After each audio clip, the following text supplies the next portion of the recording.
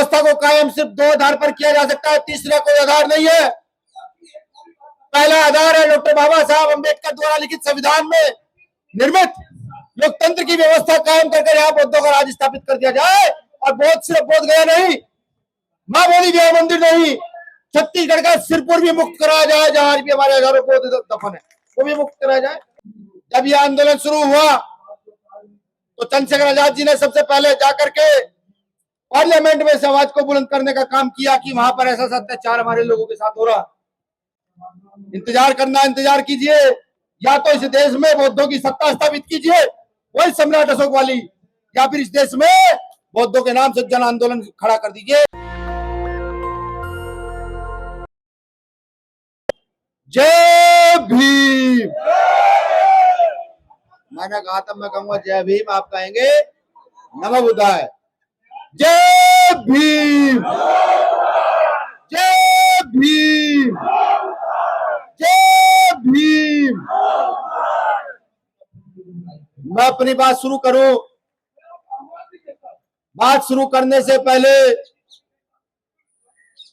समय समय पर समता समानता की आवाज उठाने वाले वो तमाम महापुरुष जिन्होंने यहाँ दलित शोषित अछूत वर्ग के लोगों को दिशा देने का काम किया, आगे बढ़ाने का काम किया, उनके चरणों में नमन वंदन करता हूं।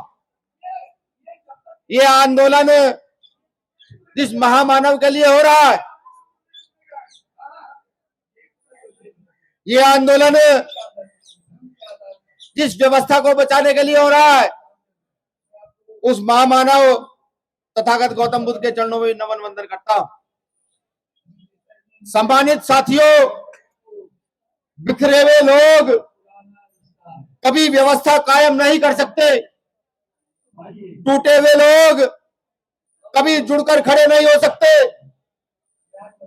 और पिटे हुए लोग कभी पीटने की आस नहीं लगा सकते। इसको मेरा सिर्फ कहने का तात्पर्य यह है कि हम आंदोलन तो बड़ी मजबूती से चला रहे हैं, लगातार चीख चिल्ला भी रहे हैं, देश के अलग अलग कोनों में आंदोलन चल रहा है। मैं बहुत सारे साथियों से बात करता हूं तो कहते हैं कि हमने चाइना भी मैसेज भेजा है, बर्मा भी मैसेज भेजा है, जापान नेपाली मैसेज भेजा है। तो इन बातों को सोचकर कभी कभी मेरा मन जो है अंदर से हंसता है कि हम भारत के लोग हैं, तथागत बुद्ध भारत की धरोहर है, और हमें अपने बुद्ध स्थान को बचाने के लिए विदेशों से पहले मदद मांगनी पड़ रही है। मेरी बातें कड़वी हो सकती है, लेकिन सच है कि जैसे मैं भी देख रहा था, माननीय भंते जी बोल रहे थे, हमारी टीम यहाँ से उठती है वहां चली जाती है। क्या लगता नहीं आपको कि हम बिखरे हुए लोग? क्या लगता नहीं आपको कि हम इस आंदोलन को सिर्फ ऊपर के मन से लड़ रहे हैं, अंदर के मन से नहीं लड़ रहे हैं? अभी यहाँ जिक्र हुआ अयोध्या मंदिर का कि सरकार ने फैसला दिया, लोग इकट्ठे हुए। ऐसा नहीं है, ये भ्रम है कि सरकार ने फैसला दिया, लोग इकट्ठे हुए। वो जानते थे कि अपनी व्यवस्था को कायम किस आधार पर किया जा सकता है। ये हम भी जानते हैं कि अपनी व्यवस्था को कायम किस आधार पर किया जा सकता है। उस व्यवस्था को कायम सिर्फ दो आधार पर किया जा सकता है, तीसरा कोई आधार नहीं है। पहला आधार है डॉक्टर बाबा साहब अम्बेडकर द्वारा लिखित संविधान में निर्मित लोकतंत्र की व्यवस्था कायम करके यहाँ बौद्धों का राज स्थापित कर दिया जाए। और बौद्ध सिर्फ बोध गया नहीं, मां बोली गया मंदिर नहीं, छत्तीसगढ़ का सिरपुर भी मुक्त कराया जाए, जहां भी हमारे हजारों बौद्ध दफन है वो भी मुक्त कराया जाए। और दूसरा तरीका है जो इस देश की प्रथा रही है, व्यवस्था रही है, जन आंदोलन के माध्यम से इतना बड़ा आंदोलन खड़ा किया जाए कि यहाँ की सरकारों के प्रशासन के चूड़ हिल जाएगी कौन लोग। लेकिन हम नहीं कर पा रहे हैं। मैं एक आंदोलन याद करूंगा, यहाँ तमाम साथी बैठे हैं, यहाँ शंभू भाई भी उस आंदोलन के साक्षात प्रमाण है, हमारे साथी नागपाल जी प्रमाण है, और तमाम साथी यहाँ खड़े हैं।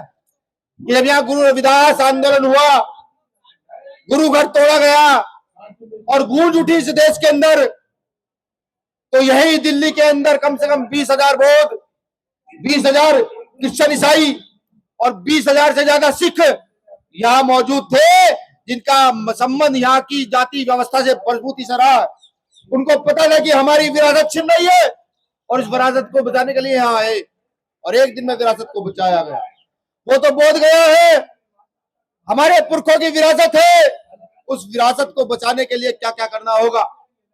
अगर आप ये सोच चले हैं कि नहीं सिर्फ दिल्ली में धरना देकर उस विरासत को बचाया जाएगा, अगर आप ये सोच चले हैं कि नहीं सिर्फ बौद्ध समाज के लोग जिन्होंने धर्म ग्रहण किया है वो विरासत बचाएंगे, तो ये भ्रम है। पिछले 4 महीने 3 महीने से मैं लगातार गया के कलेक्टर को बात करके ये मेरी टीम कह रही है कि भीम आर्मी के लोगों को गया में धरना करने की इजाजत दी जाए, 3 महीने से लगातार। लेकिन जब भी मेरे अध्यक्ष वहां जाते हैं लगातार डीएम साहब उनको कहते हैं कि तुम बौद्ध समाज के लोग हो ही नहीं। मैं बताऊं कलेक्टर महोदय को कि हमें धर्म ग्रहण किए हो ना किए, हमारे पुरखों ने धर्म ग्रहण किया हुआ है, हमें बुद्धम की औलादे हैं और तुम चाहे इजाजत दो ना दो लेकिन धरना तो होगा। अगर काश डीएम साहब धरना दे दिए होते, परमिशन दे दिए होते, तो मुझे लगता नहीं कि आपको यहाँ दिल्ली में आने की जरूरत पड़ती। बिहार के गया में इतना बड़ा तांडव किया जाता कि बिहार सरकार के साथ साथ प्रदेश राज्य की देश की सरकार भी याद रखती। कितने सारे लोग लाखों लाख से निकल कर आए हैं। अभी भीम आर्मी का सेमिनार था, मेरा पूरा मन था कि सेमिनार बोध गया में कराया जाए। बोध गया का जो वो है ऑडिटोरियम, उसमें सिर्फ इलेक्ट्रीशियन का काम बाकी था। जब ये आवाज उड़ी 2 महीने पहले, जब ये शुरू हो गया कि नहीं भीम आर्मी का सेमिनार, राष्ट्रीय सेमिनार यहाँ होगा, तो उस ऑडिटोरियम में काम कराना बंद कर दिया सरकार ने कि इस पर काम नहीं कराया। और अंत समय में हमें कहा गया कि इसमें एसी नहीं है, लाइट नहीं है। हमने सोचा कैसे क्या किया जाए, क्योंकि संसाधन विहीन लोग हैं। फिर मजबूरन हमें वो सेमिनार अपना पटना लाना पड़ा। फिर भी हमारे कई हजार कार्यकर्ता जो केरल से आए, कर्नाटक से आए, जो जम्मू से आए, तमिलनाडु से आए, यूपी, महाराष्ट्र, बिहार से वो पहुंचे, वो सब लोग वहां घूमने के लिए गए। मैं सिर्फ ये कहना चाहता हूं कि क्रांति के लिए खड़े होने की आवश्यकता है। और ये भी समझ लीजिए कि अगर जीतना है तो अपना खून तो आपको देना होगा। वो खून चाहे आपको आपके बेटे के रूप में देना पड़े, चाहे आपको अपने भाई के रूप में देना पड़े, वो देना होगा। मेरे आज भी राजा वैद्यनाथ याद है कि जिसकी हत्या कर यहां से इस देश से बौद्धों का राज समाप्त किया गया, वो मेरे आज भी याद है। जब जब रात को कभी याद करता हूं, याद आता है मंजर, तो मुझे ऐसा लगता है कि जैसे मेरे दादा परदादा के सीने में खंजर गाड़ा गया हो, वो याद आता है। और क्योंकि भीम आर्मी के लोग हैं, पूरा देश ये कहता है कि अग्रेसिव है। साहब अग्रेसिव से पहले पढ़े लिखे लोग हैं, सिस्टम समझते हैं, जानते हैं, फिर जाकर किसी लड़ाई में अपनी टांग को डालते हैं। जब यह आंदोलन शुरू हुआ तो चंद्रशेखर आजाद जी ने सबसे पहले जाकर के पार्लियामेंट में इस आवाज को बुलंद करने का काम किया कि वहां पर ऐसा अत्याचार हमारे लोगों के साथ हो रहा। मैं जब वहां गया, बोध गया में, तो एक मेरी बहन ने मुझे कहा, बहन ही मैं कहूंगा, हालांकि वो चीवर धारण किए हुए थी, कि भाई यहाँ बहुत गलत गलत काम होते हैं, ऐसे ऐसे काम होते हैं जिनकी हवा भी बाहर नहीं जाती, इनका जानकारी भी बाहर नहीं जाती है। क्या हम लोगों को इस बात को सोचकर दुख नहीं होना चाहिए? क्या हमारे अंदर तड़प पैदा नहीं होनी चाहिए? क्या हम अपनी विरासत को छीनने के लिए मजबूती के साथ खड़ा नहीं होना चाहिए? और अगर ऐसा हम नहीं कर सकते तो मुझे लगता है कि हम सिर्फ बुद्ध का नाम लेने से बुद्धवादी हो नहीं जाते। सीधी बात है, जो काम शांति से होगा उसको शांति से निपटाएगी भीम आर्मी, जो काम क्रांति से होगा उसको क्रांति से निपटाएगी भीम आर्मी। किसी हाल पर भी पीछे हटने का काम नहीं करेगी। मैं ये जानता हूं मेरे इन शब्दों से बहुत सारे लोगों का घात पहुंच रहा होगा, बिल्कुल पहुंच रहा होगा, क्योंकि मैं जब जगह जगह जाकर घूमा, मैंने देखा कि जो बातें मैं 5वीं क्लास की किताबों में, 4थी क्लास की किताबों में पढ़ा करता था, वो तो बौद्ध राजाओं ने यहाँ कलाकृतियों के रूप में स्थापित की हुई है। जब मैं सिरपुर गया तो मैंने देखा, जब मैं औरंगाबाद गया तो मैं देखा, जब मैं वैशाली गया तो मैंने देखा कि वो सब अंकित है, लिखा हुआ है। फिर हम अपनी विरासत को लड़ने के लिए पीछे क्यों हैं? मैं साफ कहता हूं, यह आंदोलन एक दिन में नहीं जीता जा सकता, लेकिन हाँ, जिस दिन हमने मन बना लिया कि हम अपने घर का एक कतरा खून का इस आंदोलन को देंगे, अपने घर का एक बेटा या बेटी इस आंदोलन के नाम करेंगे, तो इनकी हैसियत नहीं, जो वहां पंडे पुजारी बैठे हैं, एक दिन में उखाड़ कर फेंकने का दम हम रखते हैं, बिल्कुल लगता है। इंतजार करना, इंतजार कीजिए, या तो इस देश में बौद्धों की सत्ता स्थापित कीजिए वही सम्राट अशोक वाली, या फिर इस देश में बौद्धों के नाम से जन आंदोलन खड़ा कर दीजिए, तब जाकर के महाबोधि महाविहार को मुक्त कराया जा सकता है, वरना दूसरा कोई तरीका नहीं है। अभी वहां हमारी महाराष्ट्र की बहनों को पीटा गया, इसलिए जय भीम नमो बुद्धाय कहने पे कोई एफआईआर दर्ज नहीं, किसी को कोई फर्क नहीं पड़ा। क्यों? अगर वहां इसको मानने वाले, धर्म को मानने वाले लोग जाएंगे, उनके साथ अभद्रता होगी तो कोई कहने वाला नहीं है। आप समझिए, बिहार जहां इस विश्व का पहला लोकतंत्र गणराज्य स्थापित हुआ हो, बिहार जहां सबसे पहले तथागत बुद्ध ने महिलाओं को बराबरी का अधिकार दिया हो, महिलाओं को भिक्षुणी बनाया हो, बिहार जहां विश्व की सबसे बड़ी एजुकेशनल धरोहर हो, और बिहार आज इस कगार पर खड़ा है कि वहां आंदोलन करने के नाम पर लोगों का निकलना मुश्किल है। ये हमें समझना होगा। अगर ये आंदोलन वाकई जीतना है तो घर से घर जोड़ो, गांव से गांव जोड़ो, जाकर बताओ कि बुद्ध क्या है, जाकर बताओ अंबेडकर क्या है, जब ये आंदोलन होगा। और इसमें मुझे कहने में कोई गुरेज नहीं है, क्योंकि इस देश में बुद्ध को मानने वाले 75 से 80% लोग शेड्यूल कास्ट के हैं। कि शेड्यूल कास्ट के लोगों ने डॉक्टर बाबा साहब अम्बेडकर के कहे अनुसार तथागत बुद्ध को अडॉप्ट किया, और 10 से 15% लोग यहाँ बैकवर्ड क्लास के हैं। जब हम जाकर बैकवर्ड क्लास के लोगों में जब तक ये नहीं बताएंगे बुद्ध का आंदोलन तुम्हारा आंदोलन है, तब तक बात बनने वाली नहीं है। जैसे मैं याद करूं, यहाँ जब मंडल कमीशन लागू हुआ तो यहाँ पर मनवादी व्यवस्थित लोगों ने हमारे लोगों पर कमंडल यात्रा निकाली थी। ना पढ़ा तो पढ़िएगा। ये वही दौर है जब आपका युद्ध शुरू हो रहा है, आपकी मांग शुरू हो रही है, तो बिहार में हमारे लोगों को तैयार कर हमारे ऊपर लाठीचार्ज कराने का काम कर रहे हैं। ये काम वो कर रहे हैं।